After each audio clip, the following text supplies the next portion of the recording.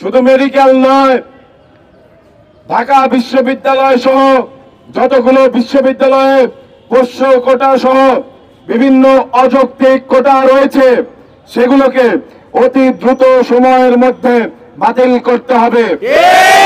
তা না হলে কিন্তু আমরা কঠোর থেকে কঠোরতর কর্মসূচি দিতে বাধ্য হব।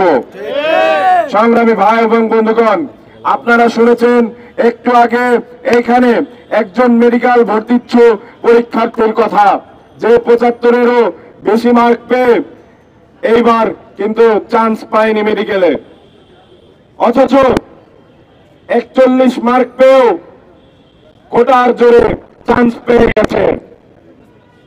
এখন আমরা বলতে চাই, যে 5% কোটা আছে, যে মুক্তিযোদ্ধা কোটা আছে, এই মুক্তিযোদ্ধা কোটা এখন ভোগ করছে কারা? এখন কি কোন মুক্তিযোদ্ধার সন্তান মেডিকেলে ভর্তি পরীক্ষা দিচ্ছে? এখন দিচ্ছে তার নাতিপুতি কিংবা নাতিপুতিরও পরের প্রজন্ম। যারা মুক্তিযোদ্ধা আছেন, মুক্তিযোদ্ধার সন্তানেরা, তারা অনেক আগে ফ্যাসিলিটেড হয়ে গেছেন, তাদের জন্য কোটা প্রযোজ্য ঠিক ছিল, কিন্তু এরপর যারা এখনো কোটা সুবিধা ভোগ করছেন তাদের জন্য কোটা প্রয়োগ আমরা কোনোভাবে বরদাস্ত করব না।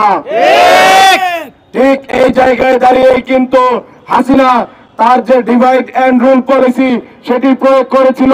সে বলেছিল, আমাদেরকে যখন যৌক্তিক আন্দোলন করছি তখন আমাদেরকে বলেছিল আমরা মুক্তিযোদ্ধার বিপক্ষে দাঁড়িয়ে রাজাকারের নাতিপুতি। আমরা সেই কার্ড আর বাংলাদেশে খেলতে দেব না। চেতনা ব্যবসা বাংলাদেশে আর চলবে না। চেতনা ব্যবসা দিয়ে বাংলাদেশে কেউ রাজনীতি করতে পারবে না কিংবা ক্ষমতার মসনদে বসতে পারবে না। অত্যন্ত দুঃখের সাথে বলতে হয়, আমাদের যেই উপদেষ্টা পরিষদ বসে আছেন, এখন গদিতে বসেছেন তারা রক্তের উপর দিয়ে, সেখানে আমাদের কোটা সংস্কার আন্দোলনে নেতৃত্ব দানকারী এবং পরবর্তীতে সেই কোটা সংস্কার আন্দোলন থেকে গণ অভ্যুত্থানে রূপ নেওয়া সেই আন্দোলনের নেতৃত্ব দানকারী আমাদের শ্রদ্ধেয় নাহিদ ভাই এবং আসিফ ভাই, ওনারা আছেন।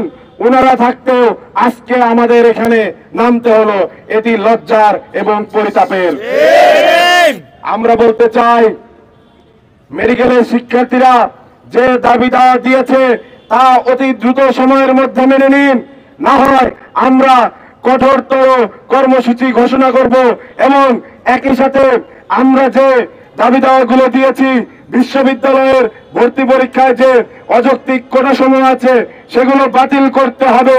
তা না হলে মেডিকেল এবং বিশ্ববিদ্যালয়ের শিক্ষার্থীরা সম্মিলিতভাবে কিন্তু রাস্তায় নেমে পড়বে। অতি শীঘ্রই আমরা মেডিকেলের মেধার ভিত্তিতে পুনর্বার ফলাফল প্রকাশের দাবি জানাচ্ছি এবং মেডিকেল সহ বিশ্ববিদ্যালয় সমূহে পোষ্য কোটা সহ যে সমস্ত যৌক্তিক কোটা আছে তা দ্রুততম সময়ের মধ্যে বাতিল করার দাবি জানাচ্ছি। এবং একই সাথে বলতে চাই, আমাদের যে কর্মসূচি আজকে আমরা এখানে পালন করলাম, সরকারের প্রতিক্রিয়া সাপেক্ষে অতি দ্রুত সময়ের মধ্যে আমাদের পরবর্তী কর্মসূচি ঘোষিত হবে। ধন্যবাদ সকলকে।